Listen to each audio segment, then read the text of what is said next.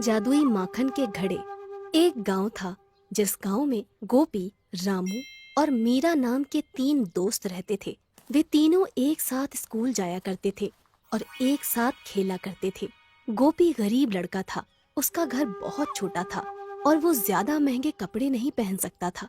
रामू और मीरा बहन भाई थे और वो बहुत अमीर थे। उनका बहुत सुंदर घर था। दोनों बहुत सुंदर सुंदर कपड़े पहना करते थे। रामू हमेशा अपनी चीजें दिखाकर गोपी को चिढ़ाया करता था, पर मीरा बहुत ही अच्छी लड़की थी। वो गोपी के लिए कभी कभी रामू के ऊपर गुस्सा हो जाती थी।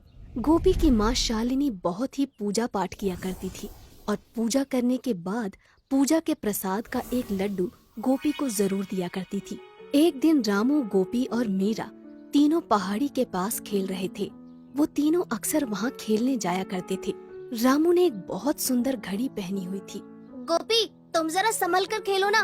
देखो तुम्हारी गेंद मेरी घड़ी पर ना लगे। ये घड़ी बहुत महंगी है। मेरे पापा मेरे लिए दिल्ली से लाए हैं। रामू भैया, आप अपनी ये घड़ी निकाल भी तो सकते हो। खेलते समय अगर उस पर गलती से गेंद लग गई तो? बेचारा गोपी दोनों की बातें चुपचाप खड़े होकर सुन रहा था। वो कुछ नहीं बोला। क्या हुआ गोपी? चलो तुम गेंद को मेरी तरफ फेंको। गोपी कुछ उदास हो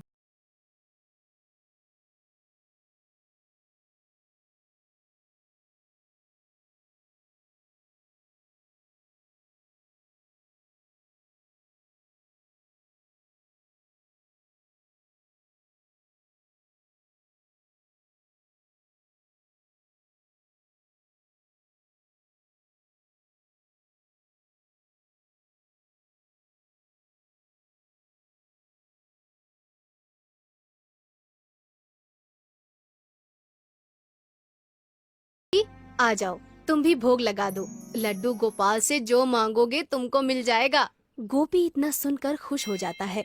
सच माँ, लड्डू गोपाल कुछ भी कर सकते हैं। हम जो मांगेंगे वो हमें मिल जाएगा। हाँ बेटा, वो भगवान हैं। सारी दुनिया वही तो चलाते हैं। आओ, अब जल्दी आओ। मासूम सा गोपी खुश होता हुआ भागकर भोग लगाने लगा। आज गोपी बहुत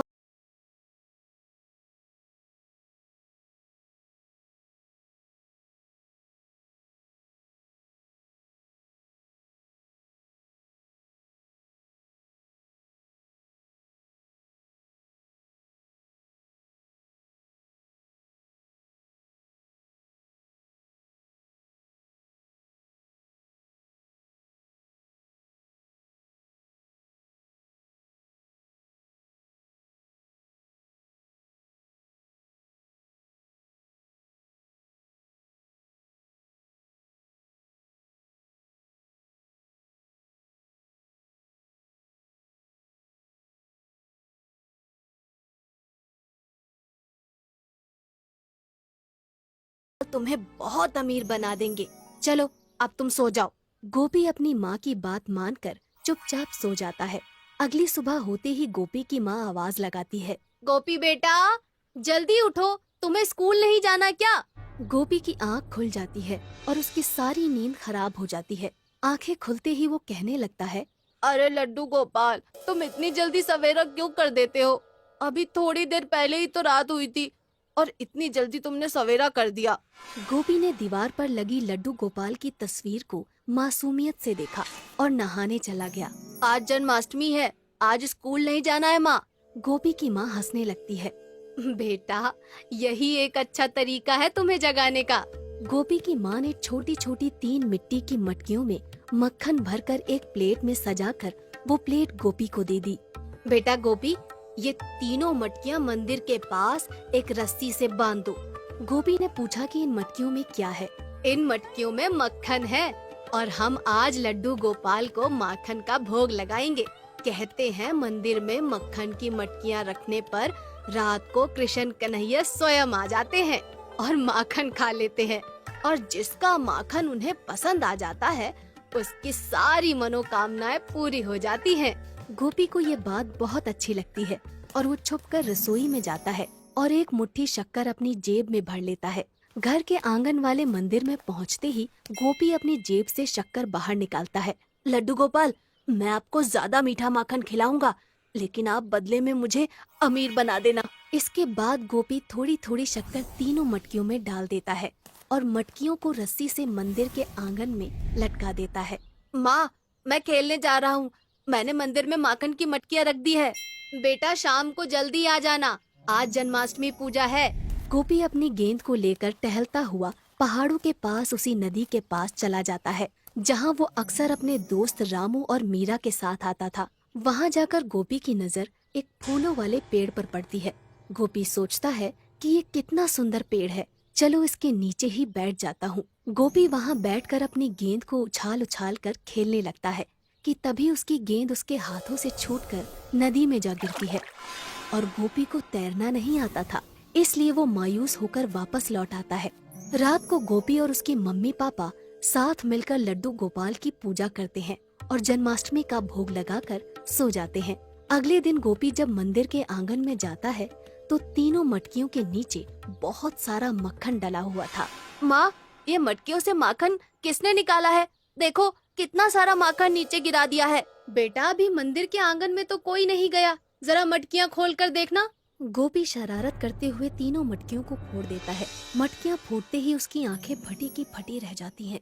तीनों मटकियों से हीरे और चांदी के सिक्के और नोटों की गड्डियाँ नीचे गिर रही थी। माँ, ओ माँ, जल्दी आओ, देखो इन मटकियों में कितना सारा खजाना भरा है। गोपी की माँ तुरंत वहाँ आ जाती है। हे भगवान, इतना सारा खजाना! लगता है लड्डू गोपाल ने हमारी प्रार्थना सुन ली है। गोपी और उसकी माँ बहुत खुश थे। अब वो भी बहुत अमीर हो चुके थे। उनके पास बहुत सारे हीरे और चांदी के सिक्के और 2000 के नोटों की गड्डियाँ आ गई थी। उन्होंने अपना बहुत सुंदर घर बनवा लिया था और सुंदर सुंदर कपड़े भी खरीद लिए थे। गांव के लोग समझ रहे थे कि गोपी के पापा बाहर से बहुत सारा धन कमा कर लाए हैं। अब गोपी अपने दोस्त रामू से भी ज्यादा अमीर हो गया था। अब गोपी बहुत खुश था। कुछ दिनों बाद रामू और मीरा गोपी के घर खेलने आते हैं। दोनों भाई बहन गोपी का घर देखकर दंग रह जाते हैं। इतना सुंदर घर उन्होंने कभी नहीं देखा था। रंग बिरंगे सुंदर सुंदर पर्दे और सुंदर सुंदर खिलौने और बहुत बड़ा प्यारा सा बागीचा। वहाँ बागीचे में बहुत सुंदर झूला भी था। गोपी, तुम्हारे पापा बाहर से बहुत सारा धन कमा कर लाए हैं। अब तुम भी बहुत अमीर बन गए हो। हाँ रामू भैया, आप हमेशा गोपी को नीचा दिखाया करते थे। आज गोपी हमसे भी ज्यादा अमीर हो गया है और उसमें जरा भी घमंड नहीं है। उसने हमें अपने घर बुलाकर इतना अच्छा नाश्ता करवाया है। तुम सच कह रही हो मीरा, गोपी बहुत ही अच्छा लड़का है। मैंने उसके साथ अच्छा नहीं किया, उसकी बात बात पर बेइज्जती की और अपने चीजों का घमंड दिखाया। तुम भी क्या बातें लेकर बैठ जाते हो? जो हुआ उसे भूल जाओ। हम तीनों दोस्त हैं और दोस्ती के बीच में ऊंचा नीचा नहीं होता।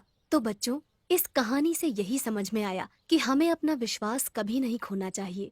भगवान हमेशा हमारे साथ होते हैं।